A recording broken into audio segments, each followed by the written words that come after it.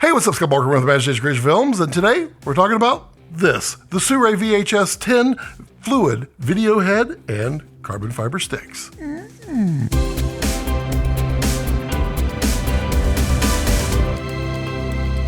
So before we get started, a little housekeeping. Sirui did send this tripod and fluid head over to me for review and evaluation, but no money has changed hands, and Sirui has absolutely no say in the review whatsoever. So what this is their VHS10 and tripod combo. It's carbon fiber tripod. Right now, this package I think is on sale for like $400, which is incredible. Normally it's $500, which is still incredible for what you're getting here. And this is a very lightweight and reasonably well-constructed tripod. There are a few things on here we'll get to that are like, I wonder. I have not had any problems, and I have tried to break it. I just wonder, and we'll get to those here in a little bit. But let's talk about what you get here. This is a 75 millimeter ball head, which is adjustable, just like every other normal ball head you would expect. It has a very good feel. Right now, it's set to 0 tension here, and then this has 0 tension on it as well. You have up to 3 settings here, and at number 3, it's quite stiff and quite smooth. It's very nice. And then you can go to 1, find your middle, and yeah, it's very nice on that. And then for vertical, you've got 0 here, and then you've got 1 all the way to 3.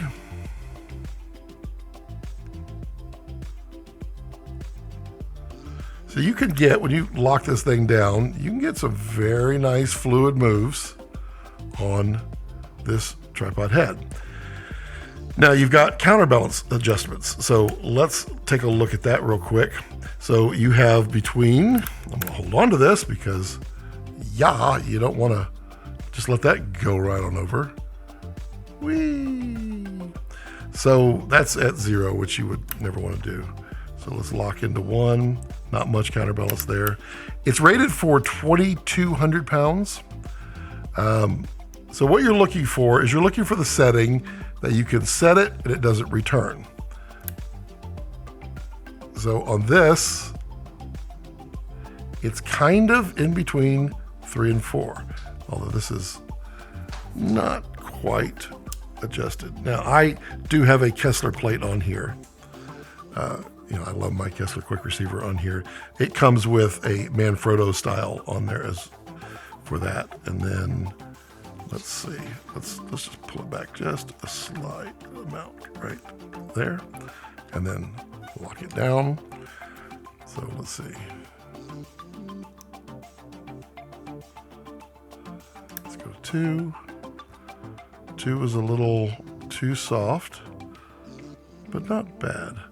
So what happens if we load it up now with the fluid? Ideally, you want it to be able to stay in whatever position you put it in. And this combo is not bad. It's not perfect, but it's not bad. You've got 7 here. You've got 4 adjustments on your smoothness, 0 to 3. And then you've got 4 down here for the pan as well. And then you've got on the side here, this is your lock for locking it in vertical. And then in the front, you've got a lock here for locking the pan. It's quite easy. It's fairly easy to balance. The tripod legs, they have 1 lever on each leg as opposed to 1 lever on each section. So you can pull 1 lever on each leg. So 3 levers, and then the whole thing will rise and lower all the way down. You can get it with a mid spreader or a floor spreader, or you can buy both and just swap them out. You know, it would probably be best if I just went to me in the field at a remote, undisclosed location, and I could show you a couple of, how I'm doing it there. Oh, hey there, Scott in the field. How are you? You doing good back over there in the studio? It's cooler here than it is there because I'm here. Yeah. So let's talk about the Sirui VHS10 head and the SQ-75 tripod. So been using this out here for the last 8 days, and it's been a pretty good performer. I have not had any problems. Setup is quite easy with the single lever working on all 3 legs, 2 legs, I guess 3 sections, 3 legs. Math is hard, public school. It's been quite useful. It's very smooth. It works very nicely. It's a reasonable weight. The negatives that I would say that I found are you can't get very low with this tripod. And I do realize that's why they make compact low tripods, high hats, but this is an all-in-one. So when you extend it all the way out, as far as you can go, if you take off the spreader, it will sit, but it's a little bouncy. It's a lot bouncy. So it's literally not designed to do that. The spreader, you can spread it out and get a little bit lower about to here, but that's about it. So you need to understand that right from the get-go, because if you need to get low, you're either going to need to carry a hi-hat with you or, take these things into consideration. Is this a solution for every situation? No. Honestly, the more money you spend, the better off you are on tripods. That's just reality. However, the floor has been raised quite a bit. So what you used to get from, say, Manfrotto for $500, this is miles above that. You used to get a head from Manfrotto for $500 that wasn't even close to this head. And for it's on sale for $400, hopefully still, you get the head and the tripod. We've definitely raised the floor of quality, so that is a great thing. Again, the settings for weight capacity, it's played with me every single time. It's always in between, but you can find a happy medium, put a little friction on there, and it performs quite nicely. So that's all I have out here in the field. Well, it's not really a field. Back to you, Scott. So that was me from the future, and I had a lot of things to say. This is the tripod that I chose as my second tripod. I have my O'Connor that I brought for this big job, and this is my backpacking one because it's so incredibly light that I get the smooth and nice operation, but it is really light and travel friendly. I'm going to take this off briefly.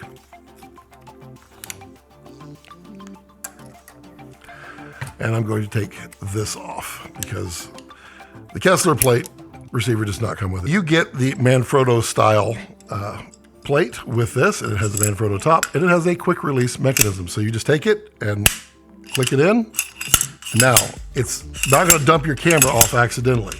So just line it up and lock it in place. To release that, pull down the lever, and you can lift right up. So just set your camera down and nice. The construction of this, as I said, is pretty good. There are a couple of things that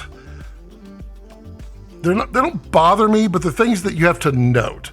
There is a use of plastic on here, like this handle right here. This handle, and well, that's metal, but there's these brackets here seem to be made out of the same plastic as this. It actually is a very strong plastic. It does give a little bit, but I dropped it several times on the handle on purpose on gravel to see if it would break off, and it did not. So it feels like a weak point, but it doesn't necessarily equal a weak point. I just wanted to point that out. So if there was something that was going to fail, I would feel like it would be that handle first. When you lock this thing down, there's no twist to it, not at all. But when it's loose, it's got a lot of give. So it is a little intimidating at first. You're thinking, oh God, this thing's not going to be stable. But it's actually very stable as soon as you lock the levers. And these levers are right here, just a single lever, and it just drops all of them, and you can see, locks it all, and then puts it down. So you want to do it fast, boom, you're done. One thing I've noticed is that if it sits for like a week and you haven't used it, there's a little bit of backlash. You can kind of see the little bit of wiggle right there. But the fix for that is if you exercise it all the way through and exercise it all the way around, and all of a sudden it's gone. And it's good the entire day. It doesn't have any issue. So I don't know if the fluid just gets caught in a pocket, or maybe mine just doesn't have enough fluid in it, but like, it's backlash free. It's quite nice. I mean, what does that say? We all got to do a little exercising here. The tripod itself is, I mean, this whole thing is really light. It's really surprising. It compares very well to my Miller. I have the Miller Aero 15, and it's been my workhorse for years till I got the O'Connor. And this one, it is almost as capable in every way as the Miller, but it weighs maybe half as much, as well as it's got much easier legs, and the adjustability of the mid or floor splitters, really nice. Now, what I found is these adjustments here, there are 7 of them. As we saw before, it's hard to find the one that makes it perfect. I wish it had a little more options, because what I find is it's usually between 2. And so if you're running a big camera towards well, not necessarily towards the limit, but a big camera rig, it might want to tilt back on you. So you click it 1 extra, and then it might want to come down. It just depends on your rig. It's not the end of the world. It's not desirable to not have the correct point in there, but that's just a point that I want to make. So it's easily something you can live with if you know it. The bubble level on here does have a light on it, so you can just turn that on and you'll be able to see. I mean, it's a really good, very affordable tripod. Let me just knock this puppy down. Come on now. Lock off 3. And it's got a locking middle.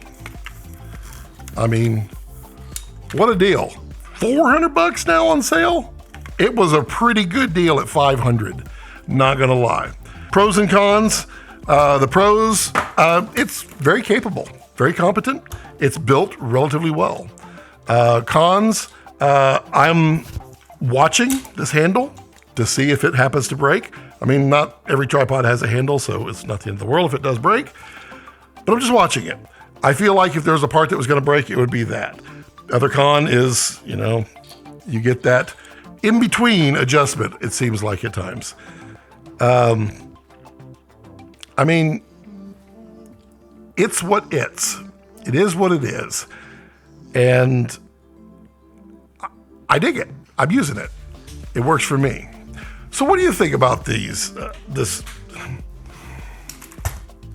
So what do you think about this tripod? Let me know in the comment section down below. I'd really love to know what you think about it. Is it something that you're in the market for? Or are you looking for a good, higher end feeling and quality tripod? Put it down in the comment section. Remember to like and subscribe and support the channel by buying any of these things through, say, Amazon or B&H. B&H has been a great partner with us. Make sure you disable your ad blocker, because that's the only way it seems to work. But if you really want to stand out and be part of the Cool Kids Club, become a channel member like these fine individuals. And as always, as I like to leave it, don't let your passions center around your life. Let your life center around your passions.